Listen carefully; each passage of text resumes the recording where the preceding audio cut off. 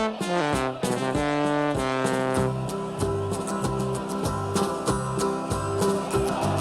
we come, blue and white, and we're looking good. You'll be in for a fight, and we fight pretty good. Getting goals is our job, and we get goals good. Looking good, we are Carlisle United. Hello everyone, you're listening to the Brunton Bugle, the number one place to get your Carlisle United fix in the podcast world. I'm Lee Rooney. And I'm Adam Tiffin. Very much after the Lawn Mares show for United as they follow up the impressive win at Bolton with a drab display and a loss at home to Leyton Orient. We look back on that 1-0 loss to the O's before looking ahead to this weekend's long trip to the south coast to face unbeaten Portsmouth. There's a Neil with a pass so true to Boulder Stone and Clark's in view. There's a cross and a run, the old 1-2 and a shot. Yeah, not a great performance from United last weekend, I think it's fair to say, compared against the Bolton game. In case you hadn't guessed there, everyone, that is a new voice you can hear. That is Adam Tiffin who's joining us this week. Adam, how are you doing? I'm not too bad. Glad to be part of this, and you know it's such a great podcast for a club like Carlisle to have, and yeah, I'm just excited to be here.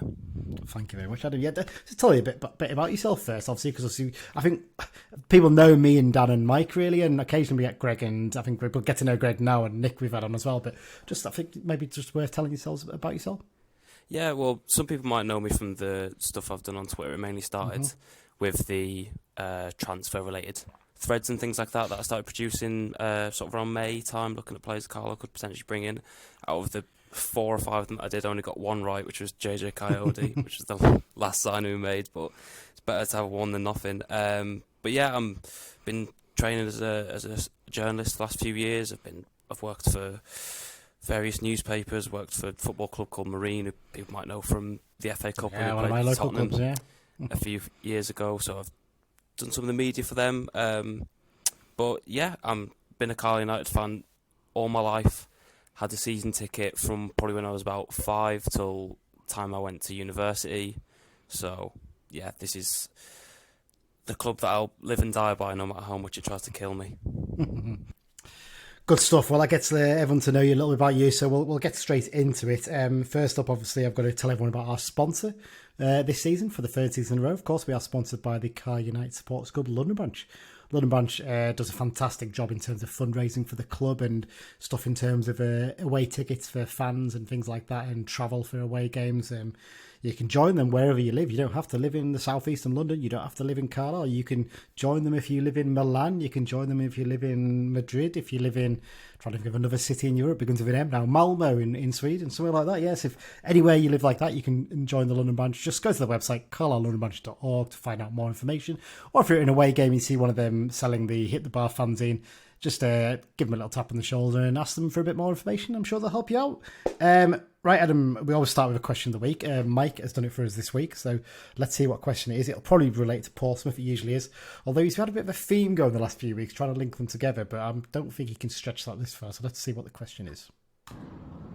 In 2015, Danny Granger scored a last-ditch right-footed effort to secure a 2-2 draw against Portsmouth at Fratton Park. Who scored our first goal in that game? Ooh, that's a good question. I remember that goal. I mean, that goal was a belter, wasn't it? It was just with his standing leg from 30-odd yards. It was incredible. Who scored this goal? There's too many of those goals to remember for me. Those long, those 30-yard Danny Granger just having a pop, going in at the Warwick end. Part of me wants to think it was Danny Granger as well that scored the other one, but then that seems a little bit too obvious. Danny Granger penalty, maybe a penalty. We'll save it for the start of the second half of the show. It's when we usually get the answer from it. So we'll see what he's got to say there. Let's just get into the news section now. There's a few little bits to cover this week. First up, the reserves. Well, they've been getting a bit of stick from Simmer and the coaching staff in recent weeks. The fringe players in terms of their effort in games such as the trophy game and the some of the reserve games behind closed doors. But it sounds like it was much better from them at Penrith in midweek, where they beat Blackpool 3-2 in the Central League Cup at Frenchville Park. Did you get to this one, Adam? I don't know if you're back up in Carlisle these days, or yeah, I'm back up in Carlisle now. Although I've had trips back and forth to your current hometown of Liverpool over the last week or so. No, I didn't get to this one, but by the sounds of it, it was a much better performance, and there's a bit of life actually shown by the people who haven't been getting regular first team minutes, as opposed to the previous performances that have been shown over the last few weeks that have been scathing scathingly reviewed by the coaching staff, as you said. It's also nice for people like Butterworth and Ablade to try and get a run out and get some goal contributions under the belt, even if it's in the Central League Cup. It's something rather than nothing, and it gives them a bit of confidence going ahead. Yeah, it was a pretty strong team that Gav Skelton was in charge of for this game. Basically, 8 of them were first-team players, and the other 3 were Will Madison at right back, and the 2 midfielders were Fitzpatrick and Allen.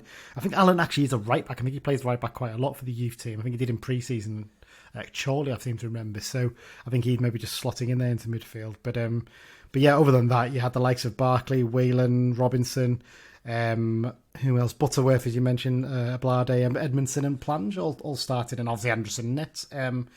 Yeah, Butterworth's an interesting one. He scored the opening goal. Dan was actually there, I should say. Dan gave us a little bit of an update on how this went, and he said Butterworth was very impressive, and the goal he scored was a belter. The club haven't put any highlights up yet, so I'm not sure if they were there filming it or not. But yeah, he was involved in all 3 goals by the sound of things. So you kind of hope that, because he's not even been on the bench in recent weeks. Maybe this is a chance for him to show what he can do. Yeah, well, I think he's been somewhat plagued of injuries, although it's sort of been a little bit like Dylan McGeoch, where they've been, not sort of long-term things, but just picking up things here and there. But when we signed him, all the comments from fans of clubs who've had him previously have all said there'll be 5 games in a row where you don't even notice he's there, and then one game he'll turn up and he'll be absolutely unplayable.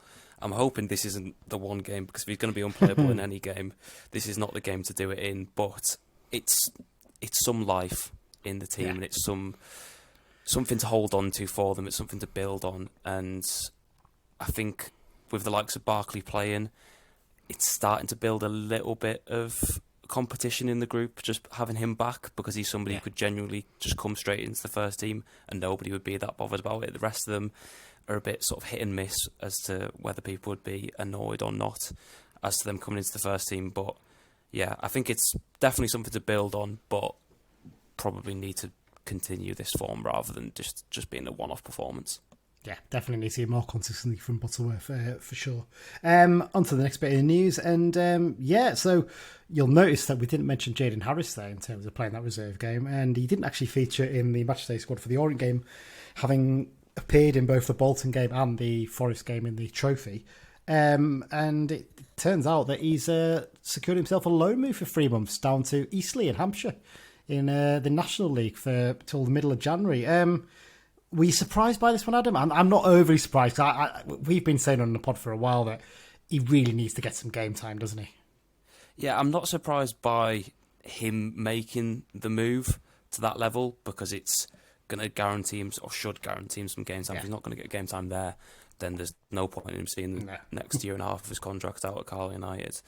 But I was a bit surprised at the fact, I was surprised when he wasn't on the bench, because it meant that we had no midfielders on the bench for the game against Leyton Orient, which ultimately, none of the team was good, but the midfield wasn't any better than anyone else. But I was surprised by the timing of it, just because likes of Charters are injured, McGeoch's slowly coming back, but he's not really been able to find his feet at the club yet.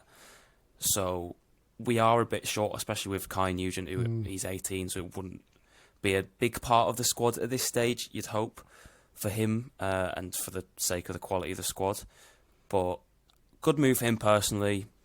I think it could have been held off a little bit by Carlisle if they could. It's one of those ones, isn't it, I suppose, that Eastleigh is desperate to get someone in, and if we wait any longer, they'll get someone else, and then we're stuck with a midfielder who's not going to play much football. That's I suppose, the balance that Simmer's got there. I do agree with you. I was a little bit surprised that he's gone at this point, because, like you said, it does leave us feeling a little bit short in there. I should say he can be recalled after 28 days. That's the way that the 90-day loan rules work. So at the moment, he's loans until the middle of January, but obviously if we had some real injury issues in a month's time, we could call him back, and there's no indication yet whether he can play in the FA Cup or not. I wonder, I'd imagine we'd say no to that one, I'd have thought. Yeah. I think the problem with it is especially with, I know we've only used it for 3 games, but this new sort of formation that we're using, we've got McAlmont, Guy and Moxon, and obviously Gibson pushed a bit more forward. At the moment, they're the only 3 midfielders we've got, and they're going to have to start every single game if we persist with this, because I don't want to see John Mellish that far up the pitch. Otherwise, I know he's capable of doing it, but he's just not got the quality of a midfielder. And he's doing so well in defence. You don't really want to move him, yeah. But I think he's better suited to... His capabilities are more suited to being a defender than being in that midfield role where he's having to do both. Yeah. I think it's a good, like I said, it's a good move for Jaden Harris, but there's been a lot of rumours about people suggesting, could we get in a free transfer to bring someone in? It's definitely a possibility.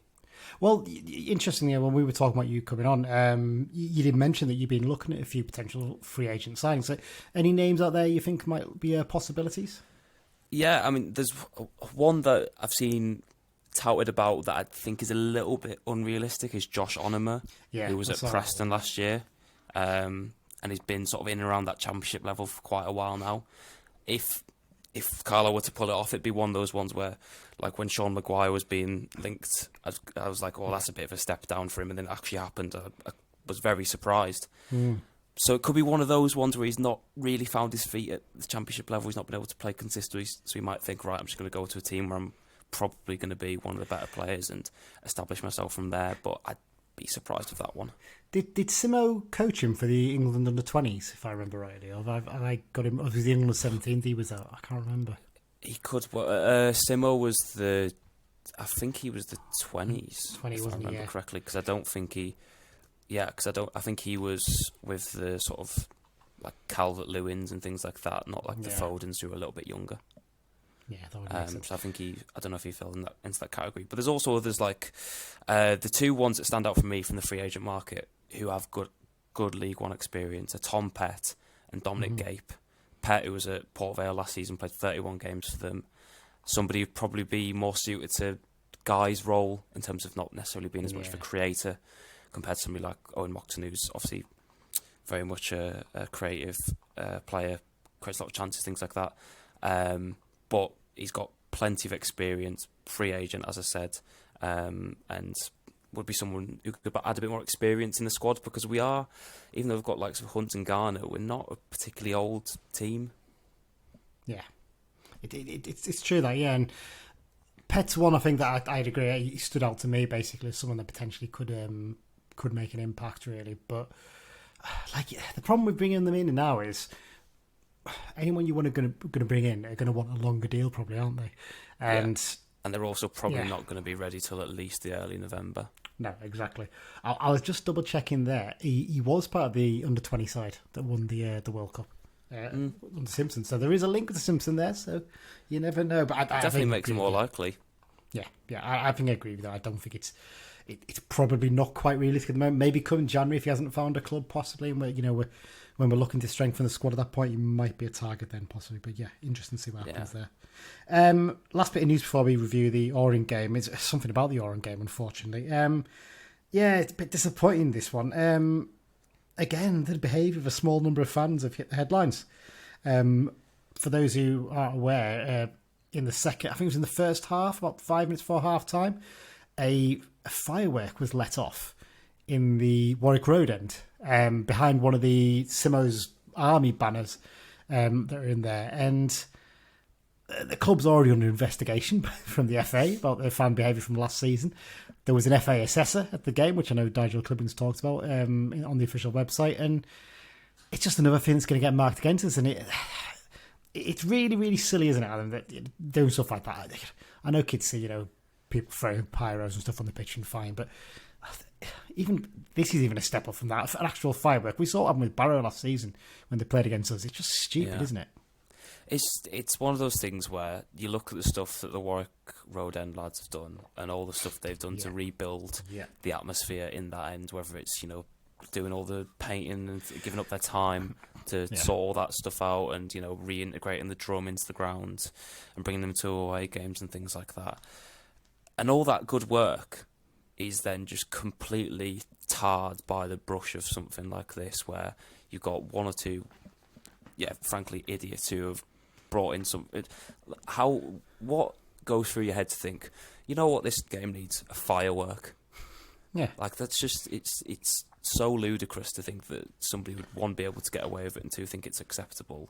So actually let it off in the stadium. Because I was sat in the newly named in the newly named East stand, and I just heard this massive explosion, and just people just spreading out and getting away from wherever had happened. I didn't know if somebody had, been hit by whatever had gone off and they were needing medical assistance or what, but it was just, you just can't believe this stuff.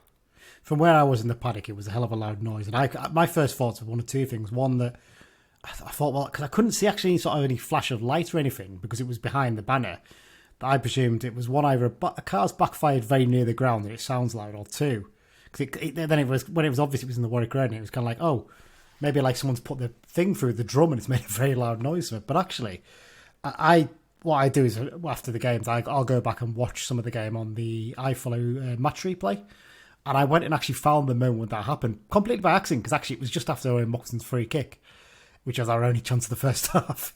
And actually you watch, it must get dropped, and then the people part where it is. So someone has known they've dropped that and they've told everyone to get back. So really frustrating. The club have been appealing for witnesses in this. I know they've got some CCTV footage, and hopefully they'll able to track down the perpetrator soon. But if you've got information, go to the club website, and there's details there where you can contact them. Right, time to... I don't really want to, but it's time to review the Orient game. Carlisle United 0, Leyton Orient 1. Not a great game, this one, Adam, I think. Not one for the purists. No, lethargic is the word that comes to mind when you think about Carlisle United's 90-minute performance against Leyton Orient.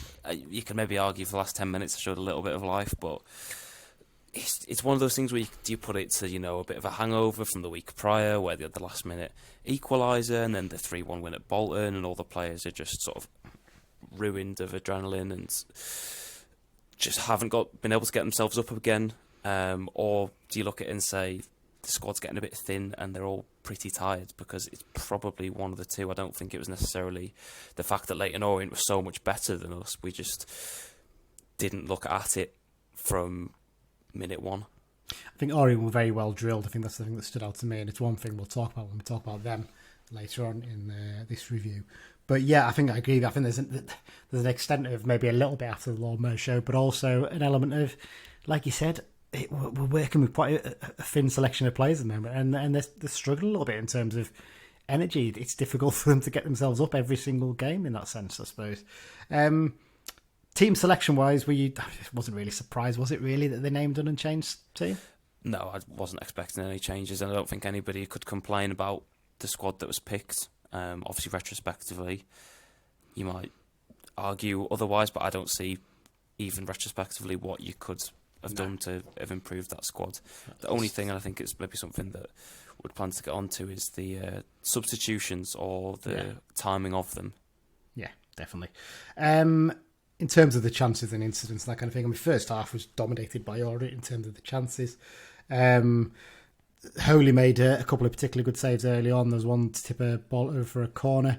And then from the follow-up corner, it came out to El Mazzuni, who hit an incredible shot from about 20 yards that smashed off the bar. And I think Holy did brilliantly, actually, to recover. What I'd say is, though, Satorio should be burying that second chance, shouldn't he, with the open goal? Yeah, definitely. It's a really good chance for him, that. And then not long after that, Satorio, he gets his goal, doesn't he? And there's been a bit of debate about this one. What's your... Well, I'll explain the goal anyway for those who haven't seen it, which most people will have done. But basically, Orient had a bit too much time in their own half to pick the ball, and Piggott's deep in his own half. Not really pressed properly by Moxon. Plays a through ball for Satirio that Holy comes charging out to try and clear, but Satirio gets there just before him, pokes the ball through his legs, and then from a tight angle...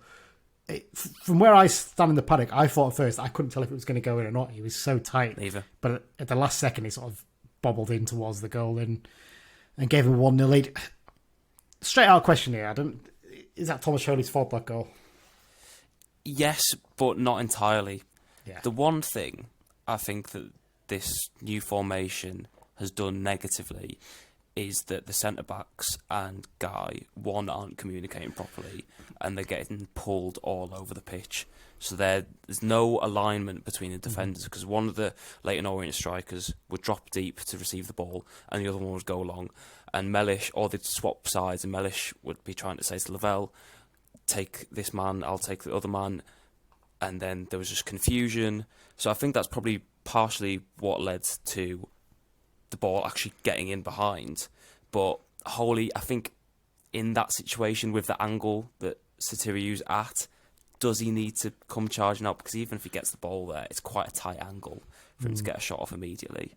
So I'd put it partially down to Barkley and the awareness and communication, but also Holy has to take some blame, because like a lot of people on Twitter have said, if that was Anderson, he'd be getting pelters. So I think it's fair that we have to give it the same treatment to Holy. Yeah, it's one of those ones that in real time when it actually happened, I thought he had to come out. I thought he didn't have much choice, and he's tried to be decisive, and he's just been beaten to it by Sotiriou. But actually, looking back on it now, having watched the footage back, I was kind of like, actually, no, he didn't really need to. It was a bit wide, and Lavelle was fairly level with Sotiriou, so he probably could have stayed in his goal. It's one of those ones where it's frustrating, because actually early on he dealt with everything really well. He'd come and claim crosses, he'd made his saves, and the rest of the game he was perfectly fine. It's just that one lapse that's cost us in this one. But it's the only real case. It's been the case so many times this year where there's just been one or two just little lapses, and it's what's cost us. And that's really, you can put it down to the step up in level, where you can't give teams of this quality chances to punish you, because they will. Yeah, absolutely. Interesting to mention about Pickett there, not picking him up when he drops deep. Looking at the WhoScored.com stats for this, he was the man of the match. He got 8.0, and I'm not actually that surprised by that, because I thought he was excellent. I thought he did drag our defenders around the pitch a little bit, and as a target man, did a really, really good job. Didn't have that many chances himself, didn't really take the ones he had, but in terms of creativity, he was a real focal point for them, wasn't he? Yeah, well, I think what Leyton Orient did well is that clearly they sort of knew, even with this new formation, what Carlisle were going to do, because Bolton did it a bit with their two strikers, where Lavelle and Mellish were sort of struggling to communicate a bit and not sure whose man was which and things like that. But they were also incredibly effective in their efforts to reduce the amount of time that the ball was in play, because shouts of Stevenage were heard from behind me of the performance or lack of performance that Stevenage put in when they came to Carlisle last year. I think what was the ball only in for like 45 minutes of the game or something like that. Yeah, 42. Leyton Orient was even worse. Very good at using the referee's lack of awareness to their time wasting to get the result. But fair play to them. If Carlisle had done it, we'd say that's a smart thing to do. No, I agree with you on that one. And yeah, they had one big chance just before the break where Sotiriou was back through on goal again, but this time Holy reacted really well to come out and smother the ball. Into the second half, it was mostly United that had the chances, and there was one chance for El Mazouni at the far post, which he put into the side netting. But beyond that, Garner had a really good flicked header that was pushed well behind by the O's stopper Bryn, and then Terry Blade had the best chance probably, though. Sort of bundled his way through on goal, didn't he? There wasn't really much thought into it, but gets through and smashes one off the post. Well, he's been brought in for his pace, and that lad does not know how to just not be 100% at all times. Everything he does is just full force. Yeah. No care for what's around, just go for it. And that was representative in the dribbles that he took to get to the shot, and the shot that he actually took, because he hit it with some power, and I thought initially the keeper had got a save on it to put it onto the post, but obviously it was just given us a goal kick in the end. But that was the only chance where I thought Carlisle could have actually scored, which is a poor reflection. Yeah, it's pretty damning, isn't it, really, in terms of the performance overall. Looking at some of the talking points I've got down here, you might have some of your own as well, Adam. We've got to talk about the goalkeeper situation then again, haven't we, really? Because we sort of discussed it there. Kind of feels like it was sorted, and now a goal like that goes in, and suddenly the debate's reopened, and we sort of agree it's Holy's fault, the goal, but not entirely his fault. I think there's other elements of the goal that could have been better. do you think he's enough to get us through to January at least, and maybe potentially get a reinforcement in that role in that sense? Yeah, I understand why people might say, "Oh, he's made mistakes. We have to reopen the conversation." For me, I think it's if Simo now reintroduce Anderson into that team, it would create such a diversion in the fan base. Yeah. You don't want such a big talking point. You want to just, now that Anderson's opened the door, Holy did really well in the prior 2 games. I think even in this game, he did well in terms of making the saves. He obviously just had this one thing that he made a poor error on, but like we said, it's not necessarily 100% his fault. We should look at some of the ones that Anderson made, and I thought in the Stevenage game he was amazing, some of the saves he made, but the mistakes just weren't, it wasn't enough to balance out and justify his position in the squad. So for me, Holy stays in the squad, and he does through till January unless something major happens and he starts, giving away penalties every week. But it's something you don't want to have hanging over you, but unfortunately it is. You also have the bonus with him, isn't it, in terms of where he dominates on set pieces at the least. Oh yeah, it takes a little bit of threat away from the opposition in that sense. That's one thing that I saw from Anderson in the games that he did play. He always looked to be scrambling in the box whenever a ball went over his head. It wasn't that. You want that sort of certainty and assurity with a goalkeeper, and he just it didn't always provide that. And I think Holy does more so. Yeah. Joe Garner, he's done pretty well since coming back into the team, into the starting 11, but that's the 3rd game in a row he started, and he's played almost the full 90 minutes in all 3. He's 35 now. Can we really be relying on him to do that every week? Is it maybe a case of this weekend we look to freshen it up front? I think in this game, it's one where you're maybe not expected to win, so you can, and we're going to be on the back foot a lot of the time, probably against a very good Portsmouth side, so it's one way maybe you could start Plange because of the pace he's got and things like that. But I think going into the season, if somebody said at this stage, obviously injuries are causing this situation to happen because of JJ Coyote, but if somebody had said Joe Garner is probably going to be our main striker, I'd have said, God, we're in for a long season, because I don't think he's been. I know a lot of people really thought he did well against Bolton. I thought he did well, but obviously took the penalty off Gibbo, missed it.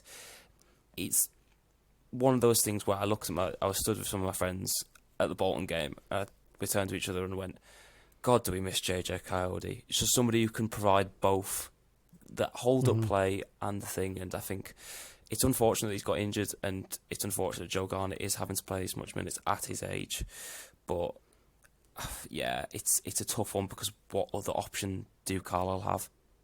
Yeah, that's the problem, isn't it? There's no other options at the moment, and that's the reason why we're having to use him, because truth is, Edmonton's been a big disappointment this season for a start. Plange has been okay in spells, but not that great, and I think he probably sees Maguire as a bit more of a second striker, really, doesn't he? So you're basically put in a situation where he hasn't really got much choice but to play Joe in these games. Yeah, I think Maguire as well was the first game against Leyton Orient where I thought, you really don't look on it today.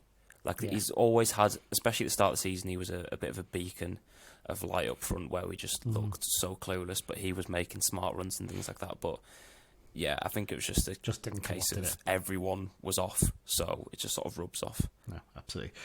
I hate to be picking on a player, but talking about players who were off for this game, Finn Back, I don't think he actually played that bad in the first half, but second half, he had about a 10 or 15 minute spell where he just kept losing the ball and everything was going wrong for him, and in the end gets hooked for Edmonton, doesn't he? And he puts Alfie McCalmont right back for the remaining 10 minutes.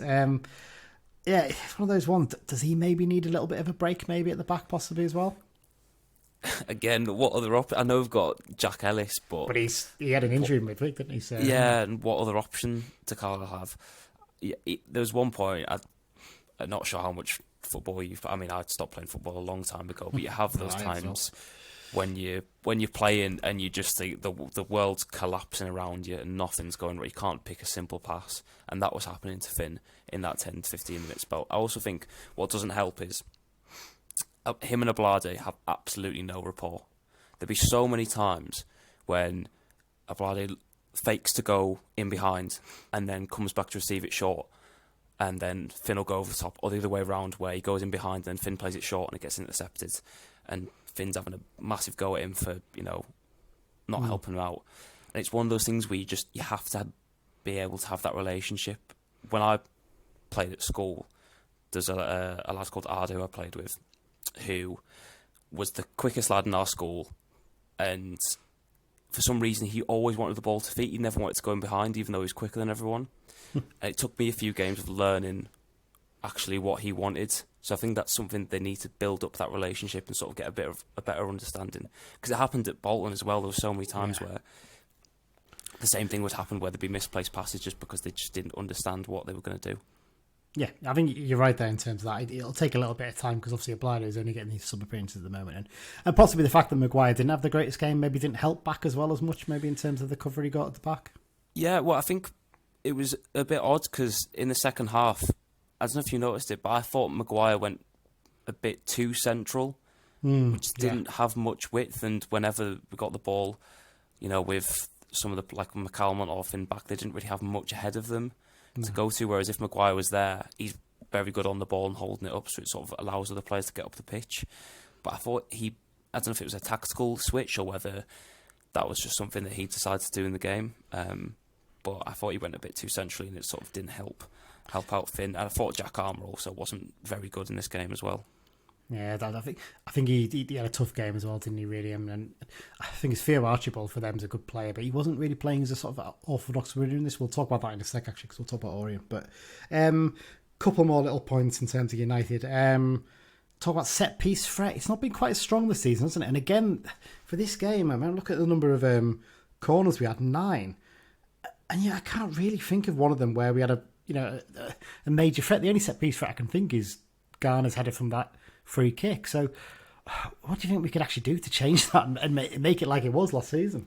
They have made, at least to my eye, some attempts to sort of switch things up, and I don't think there has been, I can't remember which game it was, but there was one game when I think it might have been Derby, where Mox's delivery was absolutely horrendous. Yes, but you're right. Apart from that, I don't think I think the deliveries have actually been fine. I think it's just actually winning the headers that has been a problem.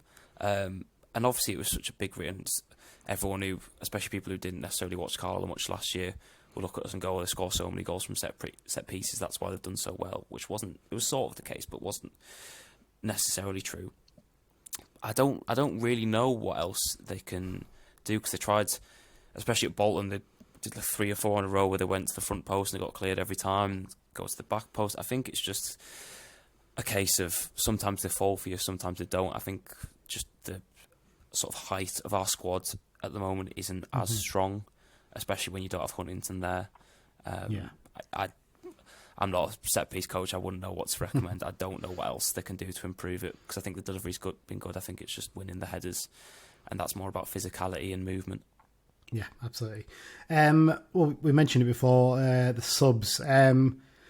Do you think Simo was a little bit too slow to react in this game? We were saying at half-time we were expecting a change, because it had been pretty lacklustre and it felt like we needed something out there to give us a bit of a kick off the backside. As it was, no change. And I think, I'm looking at the stats here, first change didn't come till the 70th minute when he brought off Gibson, which was a little bit of a surprise for me, actually. And obviously Maguire came off a plunge. And then Edmondson was the next one with 10 minutes to go. Did you feel maybe it was a bit of an odd one, this one, in terms of the subs?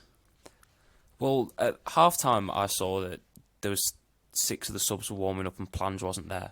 So my immediate thought was, he's going to make a change at half-time, probably bring off Garner and bring on Plange. But then he came back out for the warm-up and wasn't involved.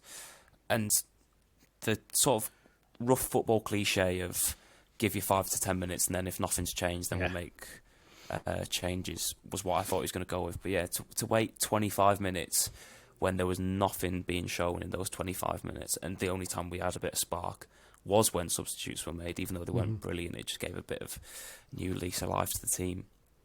I think it was odd, and it's something that does irk me a little bit when it comes to Simo, is he can be a little bit slow at times with substitutions. I think it was against, it had been against Bolton when all the players were going down with cramp in the midfield and Jaden Harris was sat on the sideline warming up, and I was like, please bring him on, everyone, even if he's not good enough for this level, just to have someone who's not going to be pulling up on the halfway line if they're trying to get back. So yeah, it was odd for me that he wasn't making subs earlier. Yeah, I think taking Gibson off as well is one that surprised me, because I still felt he was our biggest attacking threat, but there must have been a reason. Maybe he's looking at, the stats they get from the GPS things that they wear, possibly. I don't know, maybe something wasn't quite right there, but yeah, a little bit surprised, that one. Before I go to 6-second reviews, just a quick one about Orient. I thought they were quite a different side from the one we faced last season in terms of the way they played.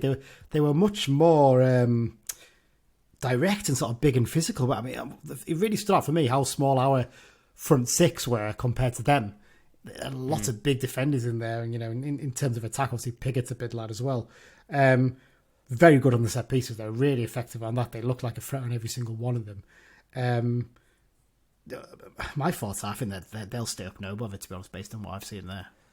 Yeah, I'd say the same. I think Richie Wellens, as much as Carlisle fans will loathe the fact that I'm giving him some praise, I think he's done really well in he's a good manager, and he's not only done well in terms of adapting the way his team plays to the level, but also adapting his squad, because like you said, they're such a more of a physical team than they were last year, and I think losing Vigoro as their keeper, him going to Burnley, sort of forced them into a bit of a change, because there's not many keepers at this level that can do what he did in terms of playing out from the back.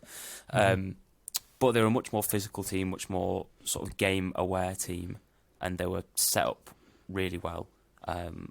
It's one of the, I'd say, the few games that we've looked completely hopeless, and obviously that was partly down to lack of energy in the squad. But you've got to give Leyton Orient the credit; they didn't allow us to build up any sort of momentum in the game. I don't necessarily think they had tons of control of it, but they were never losing control of it as well. No, I think you're spot on with that assessment there. Right, let's get our 6-second reviews then. We've got Dan and Mike who can give us theirs, but first we'll start with young Craig Robson. Here's his 6-second review. Back to reality. Very unhappy football fan right now. A performance like that after such a big win at Bolton is not something you want to see. We were second best, we didn't challenge enough, and we gave the ball away too easily. We didn't challenge for second balls, and we gave them too much time to make chances. We let the ball bounce too much in front of us, and we showed no real threat of getting back into the game.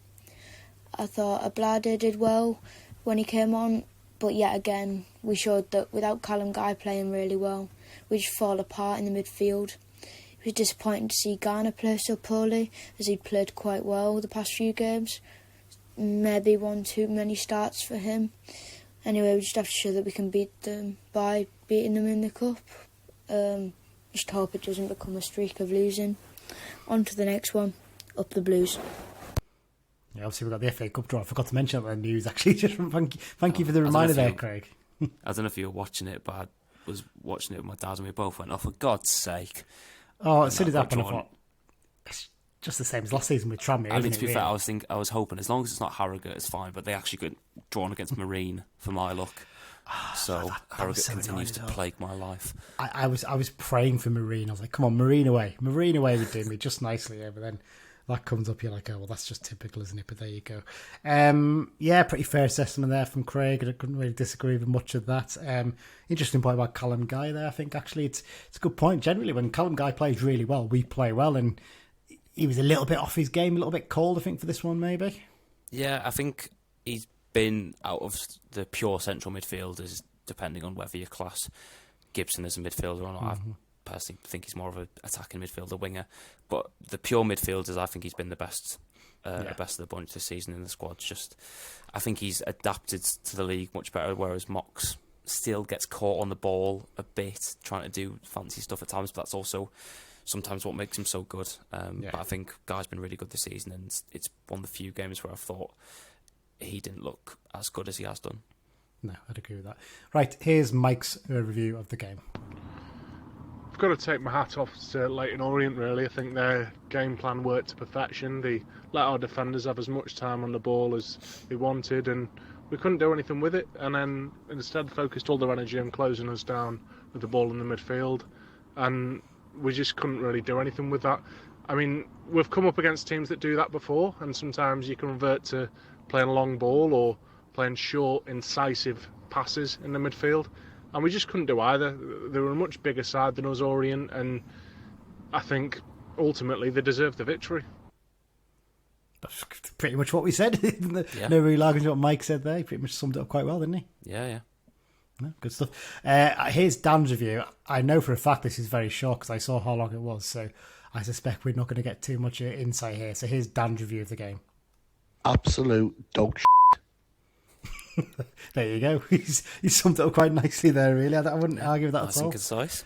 Yeah, straight to the point, but there you go. Right, well, we'll quickly run down the three other games that took place in League One this week. That's actually a good point, actually, that in terms of, there was obviously only 3 other fixtures played this weekend, and that's 2 international weekends in a row where our game's not being called off, and it probably looks like it'll be 3 because Barnsley only have 2 internationals in their squad.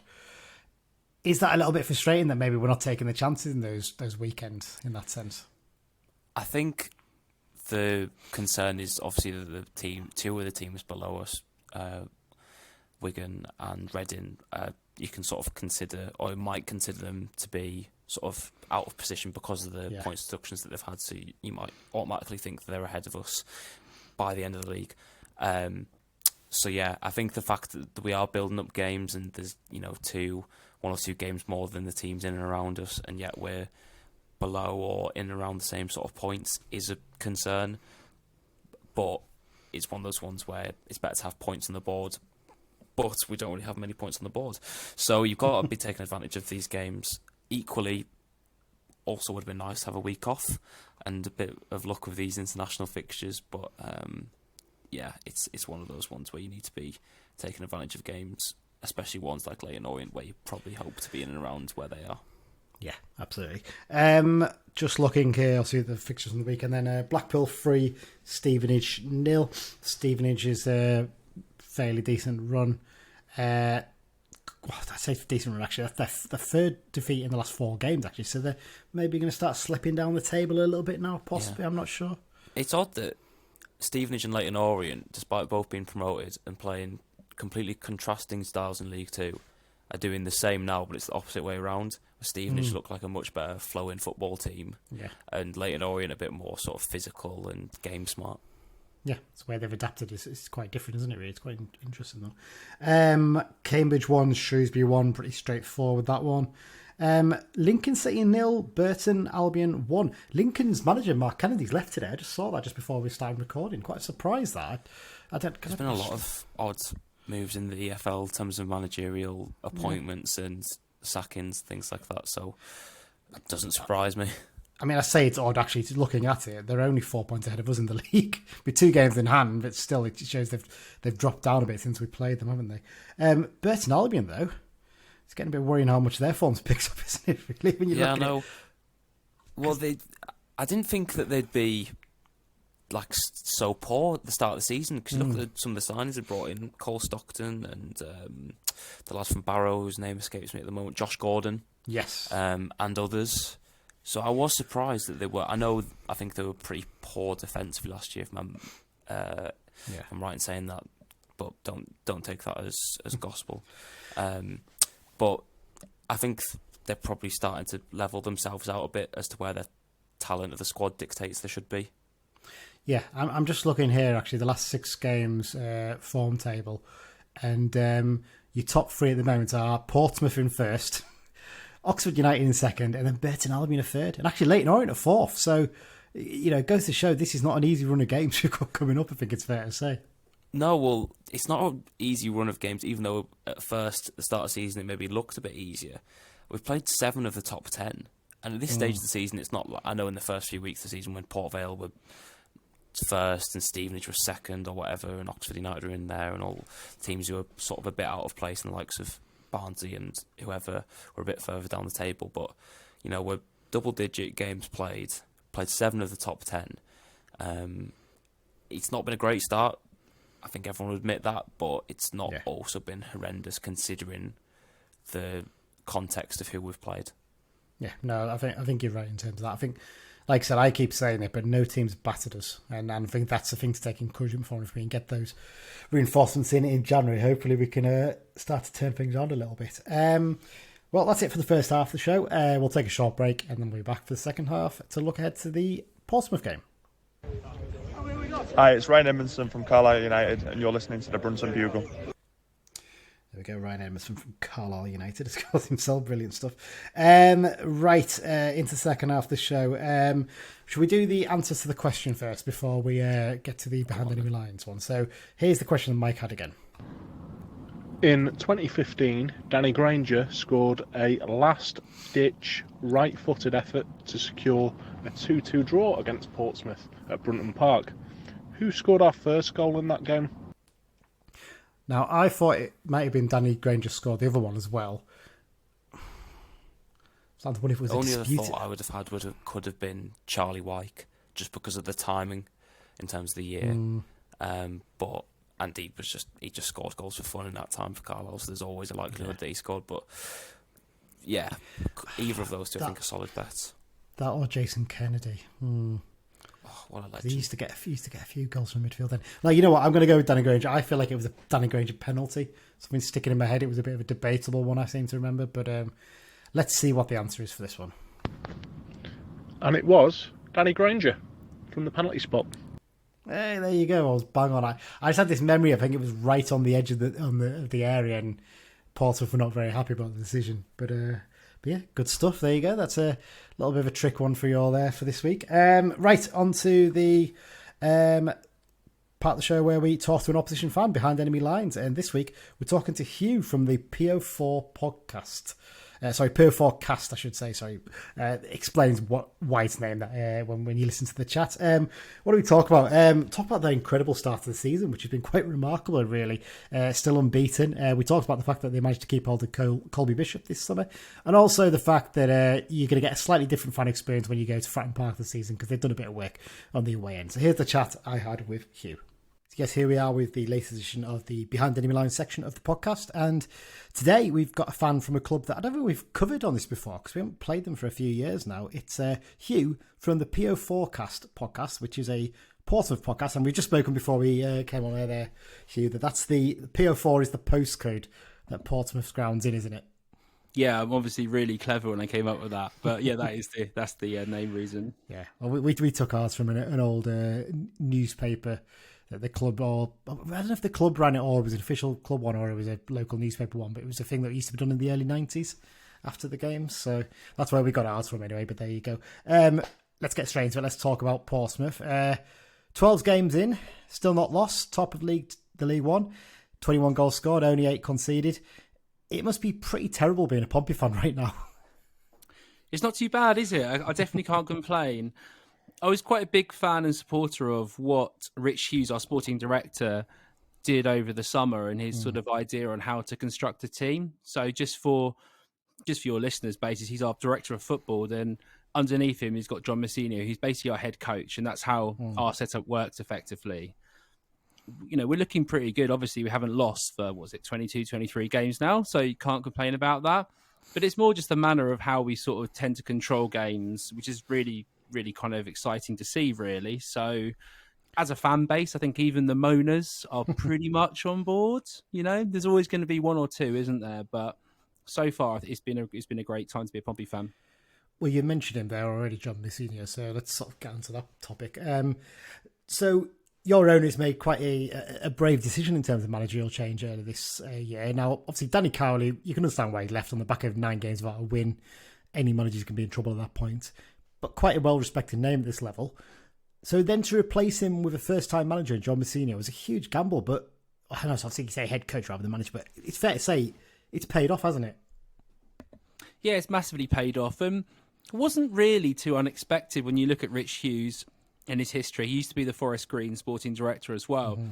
And when he was there, he brought in Rob Edwards, who at the time was a new manager as well, and also a fairly young, unexperienced manager. His first sort of EFL gig as such. And obviously he's now managing Luton in the Premier League and obviously went up to the Championship and etc. So the model was there, if that makes sense, for a manager to come in who had the same sort of ethos that he believed in, someone he thought was tactically astute and could potentially sort of get on with the players at the club. And from there, it's been quite a similar build really on how he wants to set a team up. So whilst we all on the outside thought, is this a bit of a risky appointment? I think Rich Hughes didn't really have that opinion from the start.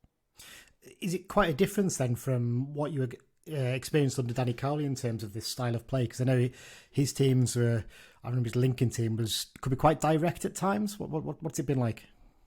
It was quite muddled, his approach at Pompey, really. And it was quite sad to say, because he's a great bloke, and spoken to him and did a lot of work repairing the damage between the fans and the club that Kenny Jackett had caused effectively. But yeah, his teams he wasn't quite sure what he was doing. And I think that a lot of the players complained that there was constant tactical changes, constant formation shifting, players being played in different positions. So John Mousinho came in really with a sort of a set of an idea of how to play. What he wanted to do was very clear for each player. And we did our sort of transfer business quite early. So the players had quite a lot of time to gel together, which is obviously, done well on the pitch. But as far as Mousinho's style of play he likes to play, we play like a 4-2-3-1 formation. And from that, we like to control games. We do like to play the ball round and control possession as such. And I mean, just if you look at stats, I think we're fourth according to Opta on 10 plus pass sequences. But at the same time, we're sort of also sixth in direct attacks with 19. So we're not going to attack you like, I say, in Ipswich, where we sort of overwhelmed the league last season with just pure creativity and attack. We're a little bit more measured than that, whilst trying to control the ball and also stop teams out of possession from playing. Yeah. Your summer recruitment, you must be pretty happy with it, because we do a preview episode of the division for our pod every summer. And I think all three of the main hosts who were on it, universally, I think we all had you guys finishing top 6, and we were all very impressed with some of the players you brought in. Yeah, but I was pretty happy. And to be honest, again, some of the fans were happy, some were a bit, unsure. What we did quite well is we've increased our scouting base. Apparently, we only had 2 blokes going around scouting the whole league. So I think that's been increased to 8 or 10 now. And also, there's been an increase in recruitment via data. So I know that Cassini Yangi, who's been brought in from Adelaide in Australia, was sort of scouted through video, for instance, first. So that as it in its own shows the sort of the way that we scouted, and maybe not just going for the big names who are a bit older and taking a step down, which was something we fall into a trap of in previous seasons. And then you look at who we've got in, Regan Paul, great signing for us at centre back, came in from Lincoln. Their fans are sort of fuming a little bit, thought he'd get a championship move, but I think he's definitely at least a championship quality centre back. And he's just played his first game for Wales. He played against Gibraltar and started there. What he likes to do is he can carry the ball out from the back. He can pass the ball out. But what that means is he's so able with the ball at his feet that we can sort of draw attackers in, and that enables us then to play through the midfield, generally via the right and left backs. And we brought in Connor Shaughnessy again from Burton Albion, and I was a little bit concerned that maybe coming from Burton, he wouldn't be able to play the sort of higher line that Pompey like to play, but he again looks great with the ball at his feet. And then in midfield, we've got Alex Robertson in from Man City on loan, another Australian. He's capped for Australia. He's sort of an attacking midfielder, but he can also done a really good job in that sort of 8-6 position for us as well. So, I mean, we signed quite a few new players, so it's quite difficult for me to run through them all for you now. So maybe I'll wait to hear your next question and try and filter those in. Well, funny enough, I was actually going to ask you about a player you managed to keep hold of in the summer, Colby Bishop. He's a name that straight away stood out to us. Obviously, we're coming up into a new league, but he's a name that I recognise from seeing his name listed as scoring for you guys so much in last season. How pleased with you the fact that you managed to keep him over the summer? Very pleased. He's a big part of what we do. I mean, he's really a total striker up front. Mm-hmm. He's not just that sort of player that you can just cross to or you just play up to. I mean, he's good with the ball at his feet. He can bring players into play, and he's great in the air, but he's really a poacher in the box as well. So if you feed him the ball, he always finds a way to score, whether it's with your feet or with his head or assisting other players. Colby is just a raw, pure goal scorer who can also hold the ball up and allow you to build attack on. So he's a massive handful really for defenders, and he's obviously got the quality to play in the Championship. So obviously people can come in and purchase him. It would have to be a big offer. We paid £500,000 for him from Aki. That's already looking like a great bit of business, that is.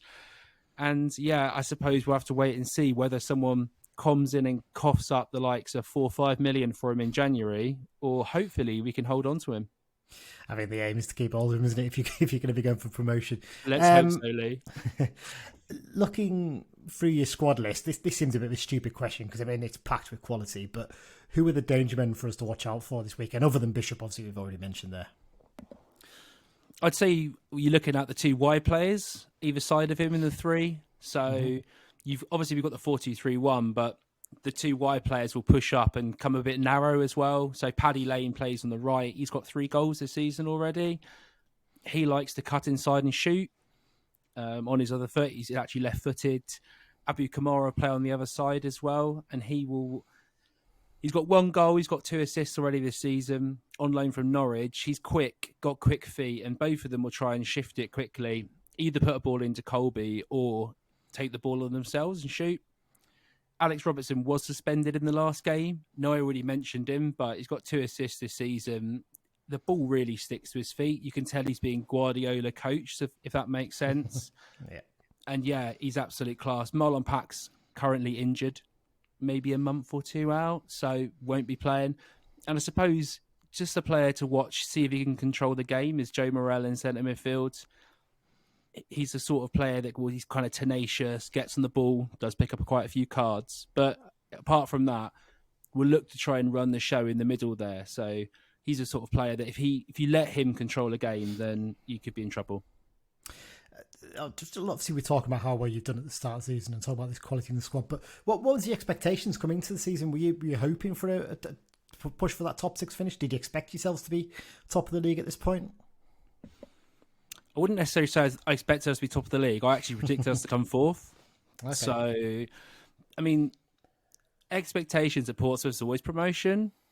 That's where we feel we should be going. Mm-hmm. But I think if you ask me what a successful season is, the minimum is a top 6 finish.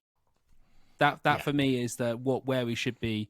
We should be finishing. You know, no one's going to complain to the manager, in my opinion, if we get into the playoffs and you lose out, you know, against a better team or just doesn't quite work out. But not qualifying for the playoffs for so many seasons now just means that was the minimum expectation, and it sort of always has been.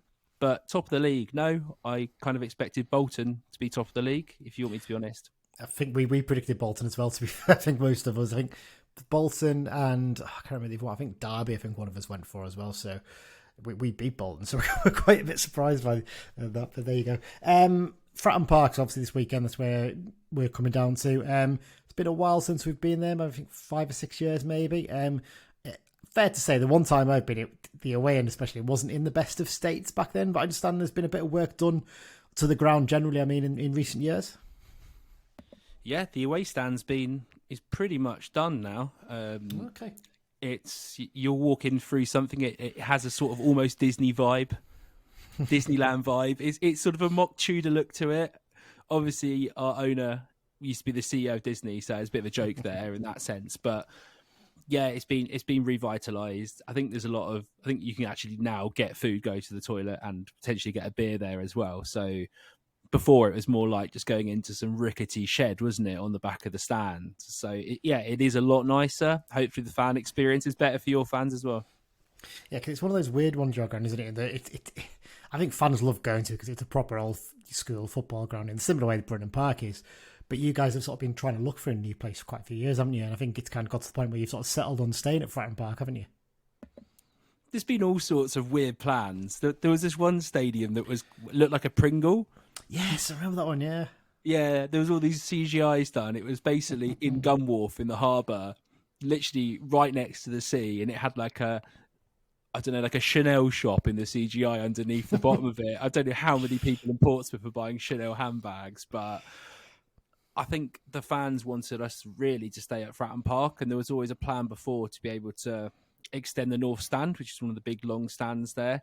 Mm-hmm. And there is the potential to get it up to, you know, a 30,000 plus stadium, which is what's needed. So we're told that can happen, but it's very much brick by brick, slowly does it with our club. It's you know, we're turning a profit generally as a club, and it's not about overspending to get out of the league.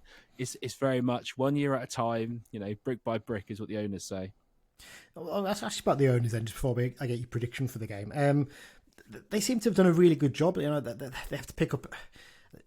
There's been quite a mess at your club over the last couple of decades, hasn't there, in terms of the financial side of it. They seem to really have taken, like you say, a brick by brick approach of rebuilding the club back up from where it was. Yeah, and to be honest, a lot of fans still don't like the ownership, so it's a very split basis. You have to go back to the first game of the season when a small minority of fans decided to fly a plane over Fratton Park with a no ambition title over it. So it's not like a unanimous happy clappy family situation with the ownership. I mean, I actually sat down with Eric Eisner, who's on the board, and he's son of Michael Eisner, who's the official owner and such, and had a chat with them about what their aims are. And I feel that he said to me they were looking to bring in a sporting director, and that's what was missing. And I think now that Rich Hughes is here running the playing side of the football club, it's a lot more comfortable. And I think when results are going well, then fans actually sort of appreciate it more. Before it was like, yeah, it's okay painting the toilets, but if you're not going to buy any players, then what's the point? So yeah, it's a little bit mixed, but I think generally people are happy with what's going on across the club. Good stuff. Right, well, thank you very much for your time. You really appreciate it. But before you go, can we get a prediction for this weekend's game? I think know you're probably likely to predict for this one. Yeah, do you know what? It's a funny one. I'm going to go 2-1 Pompey. We tend to concede a goal, so it's, the odds are we probably will concede a goal. If I'm going to go for a player, let's say Owen Moxon gets a goal. He's only got one this season so far. I think he's capable of getting more goals. And I think it will be the first goal, you go 1-0 up, only for Paddy Lane and Alex Robertson to come back and win it for Pompey.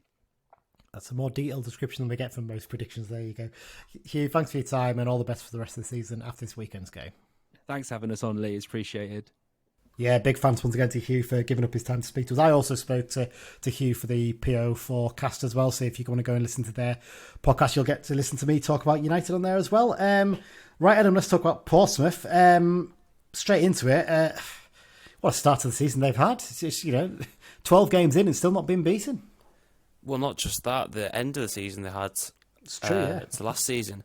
I was looking. They haven't lost a game in the league since the 11th of March. Wow. And that was to Sheffield Wednesday, and they lost the game before that to Barnsley as well. Obviously, the two teams who were in the League One playoff final. But yeah, 11th of March. So we're a good 7 months since they've lost a league game. I think it's something like 21 games. I think now they're unbeaten, which is quite a remarkable record, really, isn't it, when you look back at it? And obviously, the man in charge there, John Messino, was a bit of a surprise one when he was appointed to replace Danny Cowley back in, was it January when he was appointed?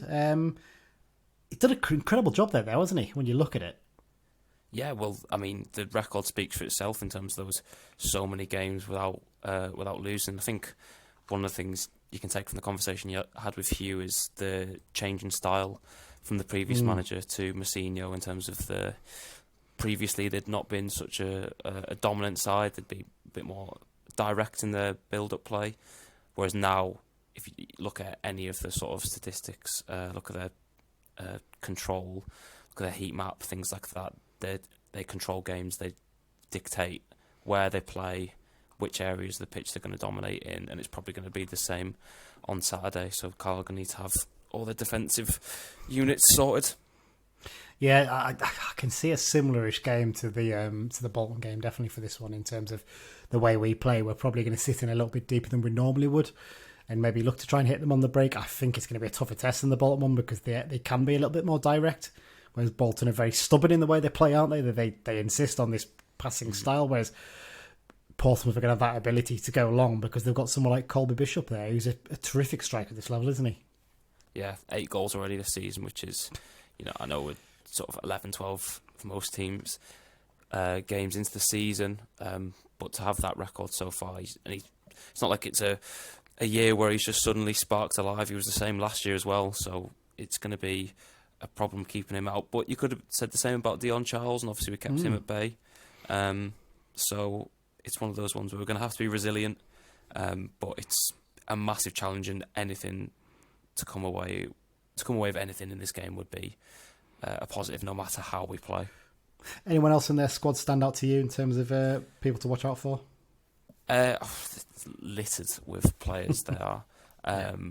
Regan Paul was one that I think is just such a quality player coming from Lincoln, which maybe sort of surprised fans of Lincoln and obviously hurt them as a squad, but they just look like a team that's built to go up. Maybe not a team that's immediately built for the Championship, but it's one that's certainly at the top end of this table, and it should be. Yeah, you'd 100% expect that when you really the way they're set up. And like I said, in terms of the players they lost over the summer, they didn't really lose anyone major in there. I think it's fair to say. I think they kept hold of most of the squad, and additions wise, that they brought some decent players. Anthony Scully from Wigan, I don't think he's featured too much. And obviously Connor Shaughnessy from Burton. Always been a pretty good defender at this level.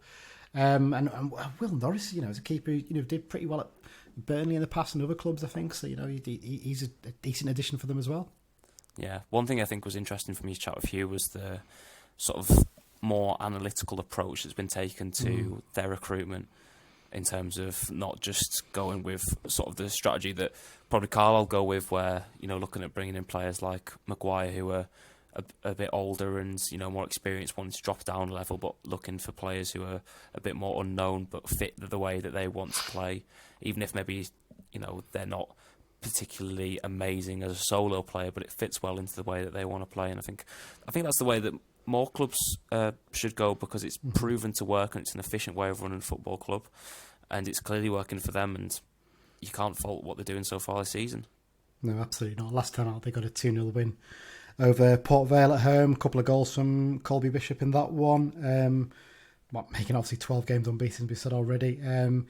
In terms of the head-to-head record, it's fairly tight. Portsmouth are just ahead, a little bit ahead. So we've won 13, 11 have been a draw, and 17 wins for Pompey. It's a 40-second meeting between the two sides. Should say, though, we've only won once in our last 12 meetings with Pompey, and we last won at Fratton Park in May 1984 with a 1-0 win back then. So quite a wait, isn't it, really, in terms of getting another result there. Yeah, did you say what the date was for the last time we won, not even at Fratton Park? Not even at Fratton Park. I'm not 100% certain. I feel like that was a 4-2 win, wasn't it? I think Jake Jervis scored a couple of goals that day.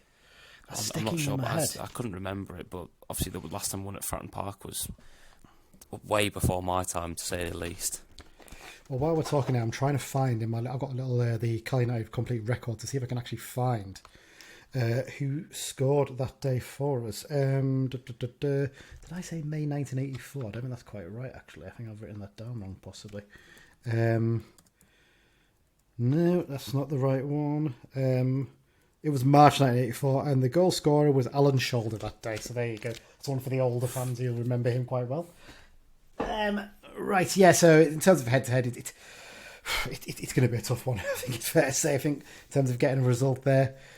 Referee for this one is Lee Dougherty from Lancashire. It's quite a long trip to make, isn't it, to Hampshire for just for this game.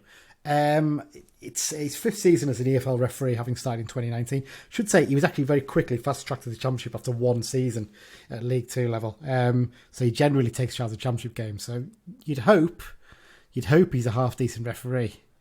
Not convinced, but we'll have to wait and see with that one. He might be one of these ones who was fast-tracked because of the whole VAR thing, isn't it, where they had to push people up quite early because a lot of them were moving on to do the VAR stuff, maybe. Yeah. Just a little side thing. What did you make of the officiating against Leyton Orient? Because I think there was a lot of reaction to it, but I think it's probably partially spurred by the fact that we were so poor. I can't really think of any major poor decisions in that game. Maybe there was something and I've just completely blanked it out because it was such a bad game, but there's nothing that sticks out for me in my head. Yeah, I think it was more the management of the game that I think people were more upset with. But hopefully now we've got a more experienced referee. But I think we've said that in the past about, people who've officiated at Championship level and dropped down and expecting a good game. And then you've got Simo and the thing afterwards refusing to comment, otherwise he'll be paying the FA some more money. Exactly. So this season he's taken charge of 8 games so far, handing out 36 yellows and 1 red. Last season he handed out 154 yellows and 6 red cards in 33 games. while officiate. Oh, sorry, that says National League level. I've left that in by accident. Sorry about that. Yeah, so that was mostly at Championship level. That was. Only taken charge of one United game previously, which was the 0-0 draw with Bradford City on Boxing Day in 2019, which was Jared Branthwaite's last final game for the Blues. So there you go. Interesting fact for that one. In terms of overall form, as we said before, they're top of the form table, and surprisingly, with having won their last 5 games in a row and drawn the 6-1 before that. United is still 17th with a record of drawn, drawn, 1 lost. And when you look at the last 6 games, they've got some results against some good teams as well in their Portsmouth. There was a 1-1 draw at Derby, but then they beat Barnsley 3-2 away. They've won 2-1 at Wigan. They've beat Wickham 2-1, and then Port Vale, who are having a decent season, 2-0 at home. So, yeah, it's not the fact that they're being flat-track bullies, is it? They're getting results against the good teams. That's one thing that stands out. Yeah, they're not like a Swindon who have just been pumping teams whenever they've beat them. They know how to win, and they're good enough to find multiple different ways to win. One thing from that Barnsley game that I was looking at is the momentum bar from that game, so sort of the pressure being applied and the chance of a goal happening. And for the whole first half, because Barnsley, I think, went into half-time at 2-0 up, it was all Barnsley. And then the second half, it was just a complete switch. And to do that away from home at Oakwell is pretty damn impressive. Yeah, that just shows you how good a team they are already, doesn't it? Right, time for the play for both section. Obviously, Dan sent us in one this week, and if what he's told me is right, it's an absolute belter. So here's the one that Dan has picked for the play for both.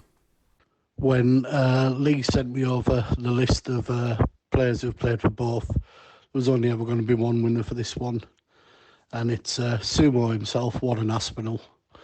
Born in Wigan, hometown, came through the ranks, got a big money move to Everton. This was when Everton were massive. Didn't play much for them, went back on loan to Wigan, and he got a move to Aston Villa, where he did decent, but then he took the big first sort of move of career when he went to Portsmouth for 5 years. Played 150 odd games, 20 odd goals. Couple of loans towards the end, Bournemouth and Swansea. He actually moved to Bournemouth for a bit before landing up here at Carlisle, where he became a bit of a legend for his performances on the pitch and his beer drinking off the pitch. Again, over 100 games for us, popped up with a few goals. He went to Brentford after he left us, on to Colchester, and finished his career at Brighton. He actually had to retire. He got a MRSA following an operation on his ankle that went wrong, and he spent nearly a month in hospital. And it's quite well documented. His life took a bit of a turn after he retired. Alcoholism, gambling addiction, brink of suicide. But he went to the Sporting Chance Clinic, became an advocate for the Samaritans, and turned himself around, did a bit of scouting and whatnot. And he's quite often on the radio summarising these days Brighton matches for BBC Sussex. So, what an Aspinall, what a player. Ah, yes, good old Sumo. Of all the ones to pick, I think what I do is I think Dan does it himself, but I also collate together the full list of all the players who play for both clubs. It's not a massive one this week for Portsmouth, and I sent it over, and I looked at it and I thought, yeah, that's the obvious name to pick out of there, and I'm no surprise that he picked good old Warren Aspinall for that one. Obviously, he's the first one on the list there. There's some good names in there, I think it's fair to say, Adam, some absolutely terrible ones as well. Mikey Drennan is one to forget, isn't he? I think it's fair to say one of the many loan signings under Graham Kavanagh that was here for about a month and then left again. Being a League Two club for so long, those happen every single year. Likes of, I can't remember his first name, but Sorensen, who played for Newcastle, came over, basically ruined our relationship with Newcastle. Yes, which... there's a few names on there. Obviously, Jimmy Glass is the one that... He had a loan spell. I think he had a loan spell from Palace there at the start of his career, hence why he's listed there. John Durnin, for some of the younger fans might remember him. He was with us in the 99-00 season, and he only scored 2 goals for us, even though he was a striker. And they're 2 of the best goals you'll ever see. Go and look them up on YouTube. They're on my YouTube channel actually. against Peterborough. One of them was a Bergkamp-esque chip from the edge of the box after having shuffled past two players. Genuinely brilliant. And the other one was just a curling one into the top corner from 25 yards. Like, ridiculous goals in one game. But he also famously got sacked after the last game of the season because he'd been out on the piss the night before at Brighton. So yeah, Johnny Durnin. Kelvin Atuhu disappeared after leaving us. Just completely went out of the game. It's one of those, where are they now? Yeah. Ones. It's a really odd one because I really once he got himself fit, I actually really liked him. You could see a good player there, but the problem is he couldn't stay fit. That's the issue. Yeah. Kevin Harper is always a decent player. Paul Harris, don't really say much about him because he didn't really do much. Jake Jervis, as we mentioned before. Joe Laidlaw, Scott McGarvey, Vincent Perricard. That's probably the only other club he actually had a decent spell at was Portsmouth, other than us. Billy Rafferty, Jimmy Shankly, a brother of Bill, Steve Sowley, and Mick Tate to complete the set. Let's talk about United then, Adam. What do you do with this one then? As you said before, there's not really much you can do in terms of changing things, can you? I think he's going to stick with the 4-3-3 till Huntington's fit at the very least. So do you just stick with it as it is now? With the selection? I wouldn't be so sure that he's going to stick with it, especially in this game. Now that Barkley's come back and had some minutes, even if he pulls him after 60, it would not surprise me to see him come in and someone like Alfie McCalmont drops the bench. Just because we have no other midfielders, just to have that option to bring off the bench, and just provides a bit more sort of stability at the back, having those three centre-backs rather than having the two we've been playing with over recent weeks. So it wouldn't surprise me to see him go back to the old ways. And maybe try and get a little bit more out of back and armour as well, possibly, because not been quite as effective as full-backs, I think. Yeah, my dad said to me at the weekend, there was one chance that Finn Back had. I can't remember exactly how good it was, but I think he maybe hesitated to take a shot on or something like that. And he needs a goal because there's been so many opportunities. I think when he got injured at Salford, I was there for that game, and he had such a good chance. I think, did he hit the post?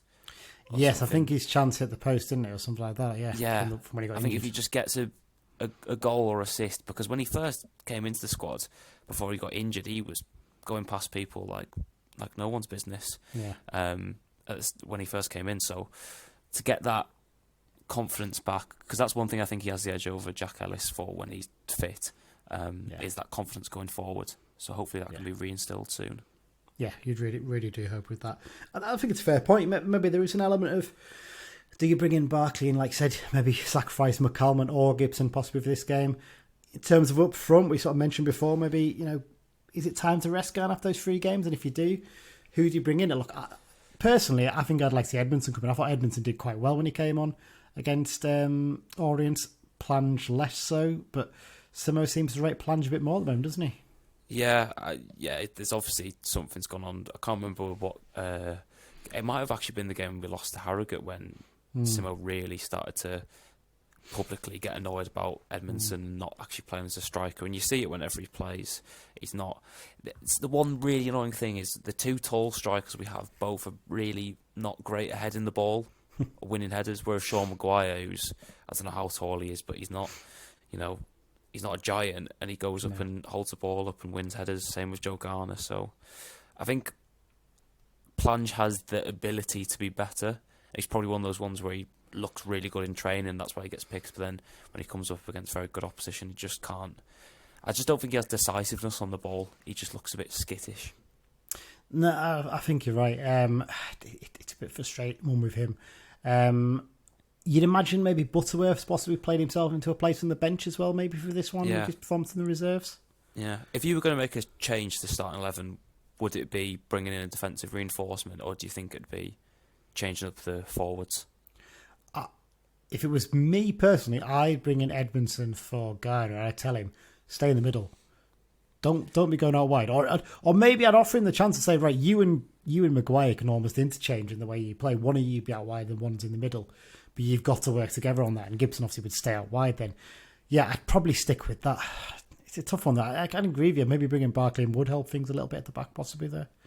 I think from what Simo said, it seems like he's already told Edmondson to stay down the middle, but it doesn't seem to have had too much effect. I think if he's going to, especially when that first game of the season when Plange came in straight away, having only joined the club a couple of days before, and the fact that Edmondson wasn't even in the squad, I don't think that was down to injury, if my memory serves me right. Yeah, but there's a suggestion it was a disciplinary issue, possibly off the pitch. But I'm not 100% on that one. I think with Edmondson, it's such an odd one because a lot of the goals he scored in pre-season were tap-ins, like, played across the box, standing on the centre, doing the job, on this penalty spot rather. Yeah, it's frustrating because he was actually doing the job of being in the middle, as Tim was asking for. So, yeah, it's frustrating that he's not really carried that on into the season, but there you go. Just before we do predictions, just looking ahead to these next 6 games. Like I said, Burton's looking a tougher game than before, but it's at home, it's on a Tuesday night, so you kind of hope we may be able to get something from that. Cambridge away looks a big one now because they're really dropping down the table, aren't they? That's potentially when you think, right, maybe we can get something from that possibly. Yeah, definitely. I think they were probably, at the start of the season, one of the teams you'd have picked to be in and around a relegation battle, considering they scraped it at the end of last season and lost people like Lloyd Jones, who was such a key defender for them. So it's good to see them getting back to where they should be, which is in and around us. Yeah, that's what we want, isn't it? We want to drag them into the fight as well, but there you go. Right, prediction time. So nothing's changed in terms of the prediction table. I got it wrong last week, actually. Both me and Dan were on 7 points, not 8 points. But Mike is still on no points for this season, and none of us got it right last week. Shock horror. Adam, do you want to ever go for your first prediction first? Yeah. Do I be realistic, or do I think, you know what, Simo can do something here? I think we've got to have some sort of positivity going into this game because it cannot get any worse than when we played against Leyton Orient. And if it is as bad as that, it could be a cricket score. So I will go with a 1-1 board draw. Who are you going to go for goal scorer? I will go with Joe Garner. I think this is a game where he could just latch onto something. I think he will start because I don't think Simo trusts the others at all. No, I think you're probably right with that one, but there you go. See, I did it with the Pompey guy, and for their pod, I said, there's one thing Carlisle United are good at. It's ending runs of teams, whether it's bad runs they're on or even good runs. And I'm going to go for us to end that run, and I'm going to go for a 2-1 win with goals from Owen Moxon and who's going to get the other? Well, we do it every week, so I might as well do it again. Sam Lovell's finally going to score a goal from a corner because he's been fretting in it for a while. But I was thinking that. I was so close to going for a defeat this week. I don't think I've ever predicted us to be beaten, and I thought just for the points I might go for it. But no, I'm going to be the optimist, and I'm going to go for that. Right, here's Mike's prediction for the game. I've got to take my hat off to Leyton Orient, really. I think they're... No, it's not. That's the wrong one because I got similar names to them. That's Mike talking about the Orient game. Here's Mike's prediction for the game. I'm going to go for a 1-0 win with Sean Maguire getting our goal. God, we're hopeless optimists, aren't we? And complete the set. Here's Dan's prediction. On paper, probably the hardest fixture in the division at the moment. Portsmouth for something like 23 in a row unbeaten over the tail end of last season and start of this season. But this is Carlisle United. We don't do things simply. We got turned over at home last week. So let's flip it round and go for a 1-0 smash and grab and a goal from Joe Garner. Well, there we go. Dan completing the set with his prediction there. Right, let's wrap up this week's show with the X-Files section, Adam. And not a huge amount to cover, but some very interesting ones in this week, I think it's fair to say. Starting with the goals. Let's start with the best of the lot. He's a fairly recent ex-Blue, but he's enjoying life at Maidenhead United, isn't he? Toby Show-Silva got a hat-trick for them in the FA Cup fourth qualifying round with help them to a 3-0 win at Western Supermare. Lovely stuff to see Toby getting a hat-trick, isn't it? He's such a lovely bloke, isn't he? He is, yeah. Like, he was involved in a lot of good moments, like Tranmere away was it 2 seasons ago, Gibson shot rifled back to him and we equalised in the last minute after their fans were throwing the ball back into the stands to waste time. But he's just such a lovely guy, and I'm happy that he's doing all right at this level, because obviously League One was not going to be for him, but close to home for him, and it's good to see him doing well. You mentioned the Tranmere away game the other season, but actually the Tranmere FA Cup game last season, where we had no strikers fit, and he came in and played that 45 minutes up front, and he could barely run in the second half, and he just basically went in and did a job, didn't he? He was just, that just summed up what kind of guy he was. A really, really spot on guy. Bit more FA Cup qualifying. Kenice Carroll, he's getting a few goals this season. He scored for Oxford City in their 2-2 draw at Scarborough in the FA Cup qualifying. I think they got beat in the replay though, didn't they? I think Scarborough won the replay possibly. I can't remember. Or Scarborough were winning at the very least when I last checked. So maybe Oxford won it. I don't know. But there you go. Brad Young, he scored a goal for the New Saints as they drew 2-2 with East Fife in the Scottish Challenge Cup. Yes, I know, Welsh team in the Scottish Challenge Cup. It's a weird one, isn't it? But they then won the game 5-4 on penalties. Dave Symington, he scored the equaliser for Workington as they drew 2-2 at Matlock Town. And then my favourite one of the week, Keith Millen got himself sent off in his role as Gillingham caretaker. If anyone hasn't seen this, then you must be living in a cave, because it's been all over social media. So essentially, ball goes out for a throw-in just in front of the dugouts at the Bescot Poundland Stadium, whatever it's called these days. And as the Walsall player runs in to try and pick up the ball, basically Millen takes him out, doesn't he? It's such an odd... It's so odd, but it's such like a Joey Barton thing to do, and there is no ounce of Joey Barton inside that man in terms of, aggressive fire. Mad, wasn't he? Yeah, it was such a... I don't know what you made of it, but I wrote a piece for Football League World. It was a little plug, but it's a Football League website who I write for, about the fact that Gillingham were in I think they were 6th at the time, they sacked their manager. I think it maybe only lost a couple of games, but it scored the least amount of goals in the division, basically saying why I thought it was actually a good decision for them to do it. But to bring in Keith Millen, just such an odd thing to do. I don't see why you couldn't have just maybe promoted from within temporarily. Yeah, he's got no record of being good. I think he was doing some sort of recruitment work for them, wasn't he? But I don't know if he was coaching or not there.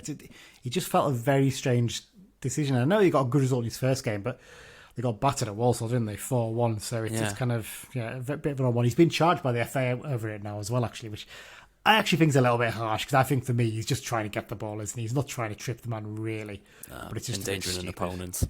Yeah, maybe that's the argument, but there you go.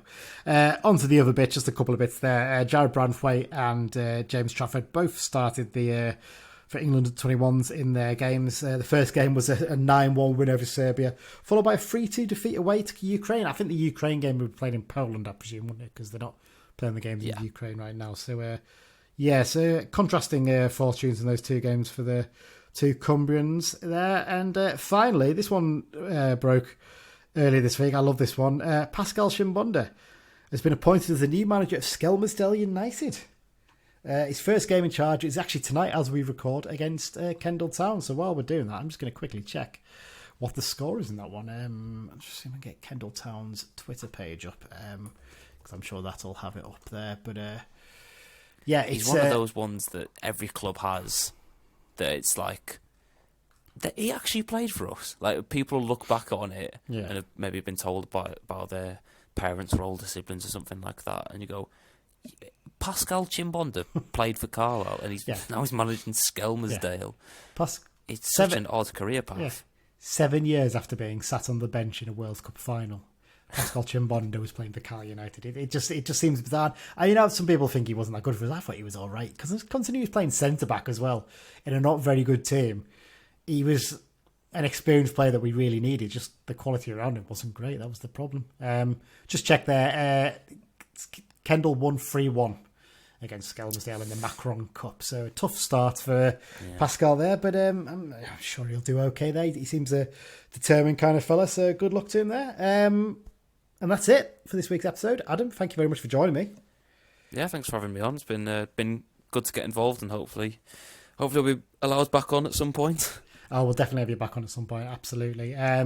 It's coming up in terms of other episodes. We'll have a review of the Pompey game this weekend with a Burton Albion preview, and we're going to try and sort some of these bite-sized Bugle episodes out at some point. I'm going to try and work out how we do those. But yeah, just another shout as well to our sponsor, the London Badge, for their support this season. Really appreciate it. And thanks to you all for listening once again. And of course, up the Blues.